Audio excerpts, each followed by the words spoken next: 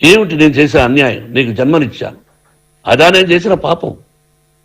అందుకే ఇది నా ఇల్లు అన్నావు. నువ్వు నీ ఇల్లు కాదు, నీ కష్టార్జితంతో నువ్వు సంపాదించుకున్న ఇల్లు నీది. ఇది నా డబ్బు, నా కష్టార్జితం. నా కష్టార్జితంలో నేను పిలిస్తేనే మీరు ఇంట్లోకి రావాలి. అటువంటిది పోగొట్టుకున్నావు నువ్వు. ఆస్తులు అంటావా, ముగ్గురికి సమానంగా రాయాలా లేదా అది నా ఇష్టం. ఆస్తులు ఇస్తానా, లేకపోతే గంగపాలు చేస్తానా, లేకపోతే ఎవరికైనా దానధర్మాలు చేస్తానా, అది నాకు సంబంధించిందిరా, నా కష్టార్జితం రా. మీరు చేస్తున్న విధానం గుణగణాలు కావాలరా. ముందు తాగచ్చురా, ఎంత తాగాలి? నేను కూడా 1 or 2 పెగ్స్ తీసుకుంటా. ఇది తప్పు కాదు, జనానికి తెలియాలి. నా డబ్బు ఇది.